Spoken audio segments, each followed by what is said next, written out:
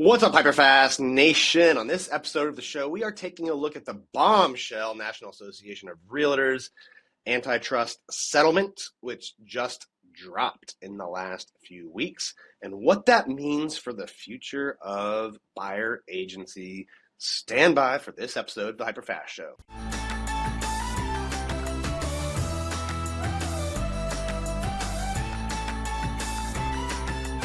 Welcome to the show. Today we're looking at the National Association of Realtors, NAR's antitrust settlement, right? We all know, unless you've been living under a rock, that for the last few years there's been these ongoing lawsuits, class action lawsuits that originated from sellers, right? Sellers that felt like they were somehow tricked into paying for buyer agent commission, even though that's the contract they signed and agreed and they sold their home and were happy. But we're not going to relitigate that. We are going to talk about what the proposed, right? It's just a proposed settlement at this time. The court and the judge and the DOJ kind of need to bless it.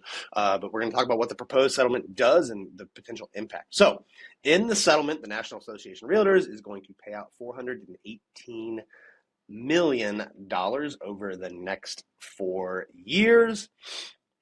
It covers all agents and brokerages that I think in 2022 did $2 billion in volume or less. If you're above $2 billion, you're as a broker owner, right? And there's like 170 that fit that description. You are not protected. You will probably or could be subject to lawsuits and coming up with your own settlement. We'll cover that in the next episode, though, the implications of this on the brokerage. Today we're focusing on the real estate agent. All right. So NAR is paying out $418 million if this gets approved over the next 4 years to the class action suit. All right. There are proposed rule changes, right? And this is where real estate agents, you might have to change operating practices. Proposed rule changes, right? What are these rule changes? Well, number one, you have to be working, if you're working with a buyer, you have to have a signed buyer broker agreement. Now, we've been in business since 2011 myself, my wife, Carrie Scholl, since well before that. And our policy for us as individuals and our team has always been, and what we teach to our coaching clients has always been, sign the agreement on the first meeting, right? You shouldn't be going out. You never should have been taking buyers around and not having an agreement, right? An agreement that lays out your responsibilities to them, their responsibilities to you, and how you get compensated, right? So it's always been a very highly, highly, highly recommended best practice, right? One that we've done on our team, one that we've coached our real estate coaching clients on. Now it's going to be required, right? So if you take a buyer to a house, you need to have a buyer broker agreement signed. That buyer broker agreement needs to it needs to outline how you get paid, right? So you have to have the fee that the buyer agent is going to pay you outlined in that buyer broker agreement, which we've always done. All right, we've always had a buyer broker agreement that says, in the in the event that you buy a house, right, a buyer broker or buyer agrees to pay buyer broker X percentage. I'm not going to name the one we use on here, but we have a percentage we put in there. Okay, that agreement further states, right, and every state, by the way, has different forms and agreements, but I'm just talking about the one we currently use in our markets. That agreement states that if the seller, right, or the seller's agent is offering a cooperation fee, that will be used to reduce what the buyer has to pay, right? In almost all circumstances, that fee covers, what the buyer has to pay us. There's of course, sometimes where the seller wasn't offering that, and we made the buyer aware of that, and then we figure something else out, right? Either we make an adjustment to our fee, they pay us directly the difference. So that part will probably stay the same for most people, okay? Probably not much change there. Now, what is different, right? The current agreement, okay? The current agreement says that in the event that the amount the seller is offering, right, exceeds what the buyer agreed to pay, that the buyer broker gets to keep that. Okay, that is no longer going to be the case, right? So in the current system, right, old system, if you charged a buyer 2%, but the seller was offering 3%, you get to keep the difference, right? You got to keep that extra percent. Going forward, that will not be the case. Okay, and so you're going to have to realize that when you set your fee, right? Now, here's the other change that is coming. All right, in the current system, in the MLS, sellers' agents will list how much they are offering to buyers' agents, right? So if they're offering 3%, if they're offering 2%, 1%, whatever they're offering, that goes in the MLS. Now, anyone, this is public data, so anyone can see that, right? The buyer's agent can see that. The buyers typically can see that. That blanket offer of cooperation is no longer going to be permitted. You can no longer use the MLS to tell the world this is what the seller or the seller's agent is willing to pay a buyer's agent.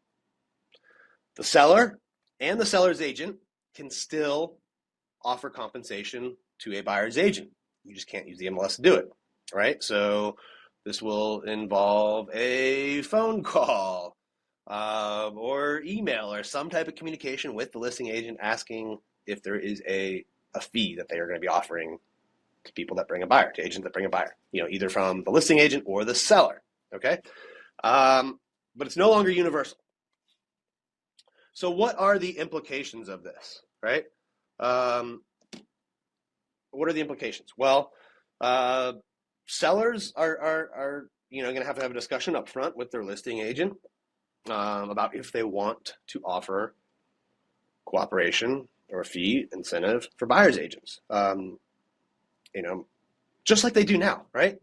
Like when you go sign a listing agreement right now, you charge whatever percent, you give them a range or recommendation for what they should, potentially offer buyer's agents, and then that number gets put in the MLS. So that discussion is still going to take place, and buyers agents are still going to get offers of compensation from listing agents, right? Could there be more compression on that, or smaller amounts, because of all the awareness that's come from this? Maybe, right? We don't know. Maybe. Will buyer's agents be more aware? Of course, right? So could there be compression? Yes, there could be. We don't know the amount. What does this all mean? Well, lots of implications, right? Since the offer is no longer universal, right? The amount that a seller and listing agent potentially will share, you could have situations where your reputation, your skill sets, your relationships matter, right? You could have a situation where a listing agent tells the seller, hey, this agent closes 30 deals a year. I've worked with him before. Really easy to work with. Let's offer them 3%, 4%, whatever, right? Meanwhile, you could have same house, right? Same listing agent. They could say, yeah, this is a new agent, never heard of them. I don't know. I don't know their reputation. I don't know how likely they are to close the deal. They didn't ask me good questions on the phone. Who knows? Let's only offer them a percent, right?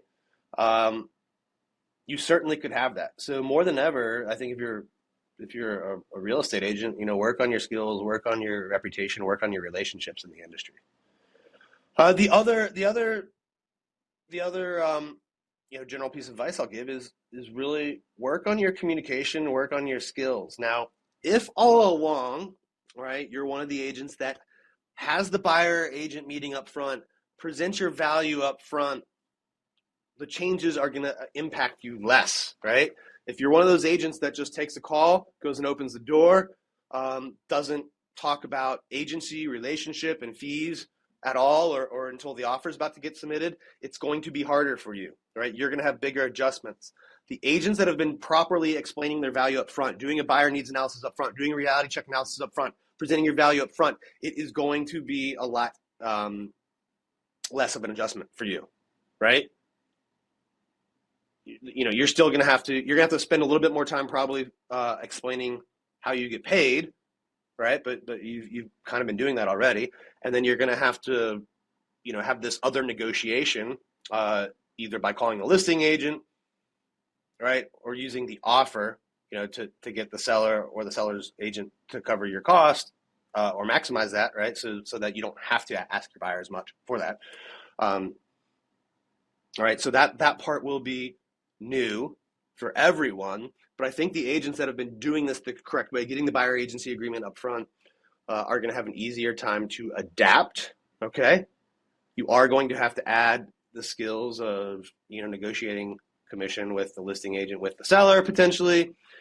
You are going to have to potentially have more circumstances come up where you're negotiating with your buyer on paying a shortage if the amount the seller or listing agent is offering doesn't cover your fee, and maybe even going to lenders, right, and talking, how can we get this financed? Like, if it is an extra fee to the buyer, how do we get it financed and with the loan? So everyone will have some adjustments to make. The high-skilled agents who've been properly doing buyer agency agreements and presenting their value up front, having a 30-minute to hour-long meeting up front before you show homes, those agents are going to have an easier time to adapt. One other thing on offers of cooperation, sellers are no longer, and listing agents will no longer be able to publish what they're offering to pay a buyer's agent.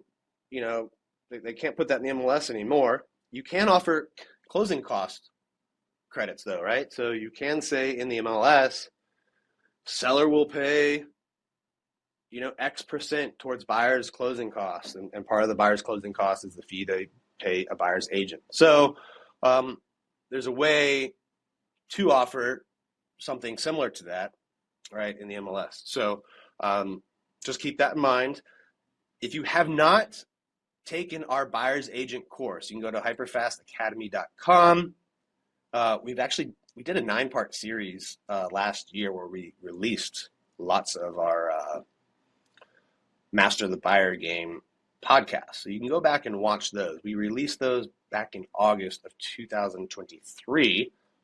And that process walks you through how to have the right meeting up front with the buyer, how to do the reality check analysis, how to explain your value, how to get the buyer agreement signed, and everything to do before you start showing homes. So you can watch that 9-part series with Carrie Scholl. You can go to hyperfastacademy.com and get our course on this if you just want it all in one course. And I encourage you guys out there, don't be fearful, lean into this, right? Everything that was true before the NAR settlement is still true today, right? The agents that do a good job of presenting their value up front to buyers and getting agreements signed, those have been the agents that over the last 10 years that have been better buyer agents, right? The agents that have focused on listings have always had an advantage, right? Because listings give you more leverage. So, presenting your value up front to buyers, focusing on listings are all things that were true before the settlement and will be true after, right? There will be change, but the people that can do those things, present value to buyers and get listings, are going to have an amazing 2024 and beyond, right? The people that can focus on developing their skill sets, improving their skill sets, are going to have an amazing 2024 and beyond. And in our next podcast, I'm going to cover the impact of this on brokerages, right?